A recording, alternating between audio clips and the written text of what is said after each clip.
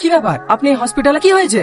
ভাই, ছেলে মেয়ে হার্টের খবর, ডাক্তার বলেছে অপারেশন করতে 5 লাখ টাকা লাগে।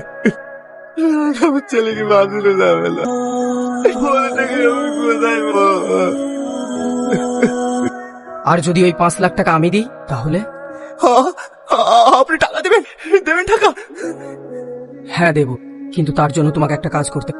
কি কাজ ভাই? বলেন, আমি সব কাজ করি, সব কাজ বলেন। মার্ডার করতে হবে। ভালো করে ভেবে দেখো, একে নিজের চোখের সামনে মরতে দেখবে নাকি আমার কথায় রাজি হবে? কথা কেউ জানতে পারবে।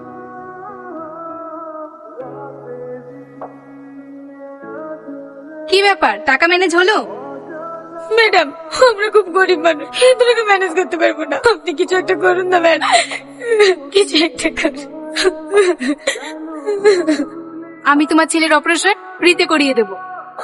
সত্যি সত্যি ম্যাডাম, আমার ছেলের অপারেশন হয়ে যাবে? কিন্তু তোমাকে একটা কাজ করতে হবে। ঠিক আছে ম্যাডাম, আপনি যা বলবেন আমি তাই শুনবো। ঠিক আছে, আমার সাথে এসো।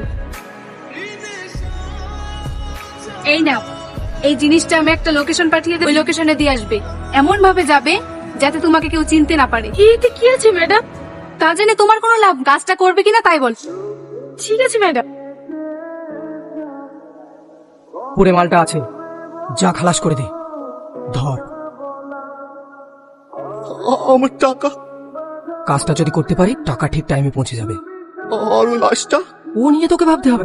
যা খালাস করে দে, যা।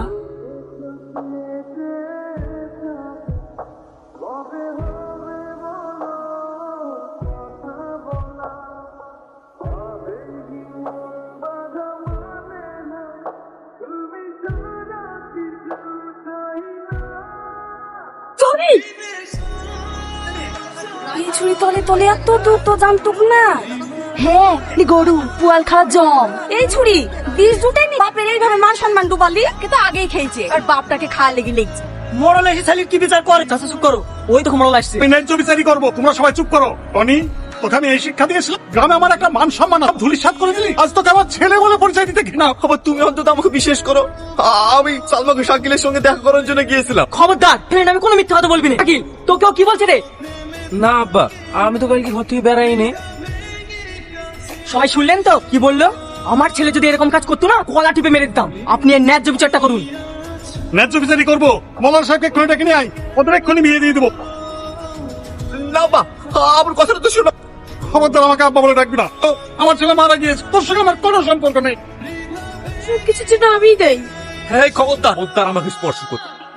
তোর জন্য, শুধু তোর জন্য আমার মান সম্মান ধুলের সঙ্গে আমি সব ভালোবাসতাম, তাকে হারিয়েছি। আমি তোকে স্ত্রী বলে কোনোদিন মেনে নেবো না। তুই চলে যা, চলে যাবে জীবন থেকে। আমি কোথায় যাব বলো? মা মরে যাওয়ার পর থেকে আব্বার সৎ আমাকে সহ্যই করতে পারি না। তার জন্য আমি কি করব? তোমাকে কিছুই করতে হবে না, তুমি আমাকে স্ত্রী হিসেবে না, একটা অসহায় মেয়ে হিসেবে আশ্রয় দিও। ঠিক আছে, তুই এখন যা, আমাকে একা থাকতে দে।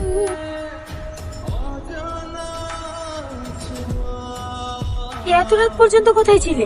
সে কৈফিয়ত কি তোকে দেবে না? না না, আমি সেই কথা বলছি, আসলে বাড়ির মালিক এসেছিল, ভাড়া চাই। ঠিক আছে, কাল সকালে আমার সাথে কথা বলে নেবো। কি হলো, শুয়ে পড়লে যে? খাবা না?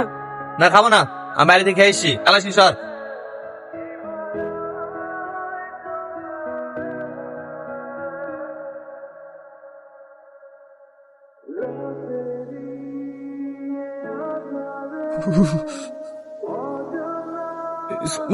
আমার মাথাটা বিশাল যন্ত্রণা করছে। ঠিক আছে, আমি এক্ষুনি তোমার মধ্যে ভিক্স দিয়ে মালিশ করে দিচ্ছি।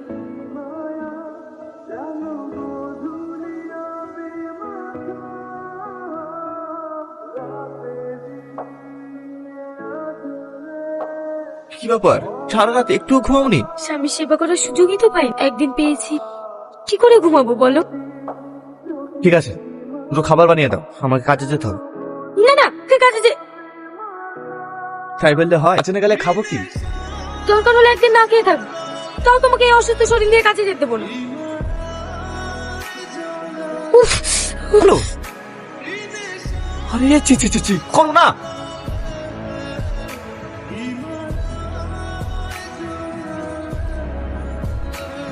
আব্বা, আব্বা, এই তুমি কিছু লেখনি? আমার শোনার জন্য কিছু না নিয়ে এসে থাকতে পারি? এই নাও। জানো আব্বা, বিশেষ বাসন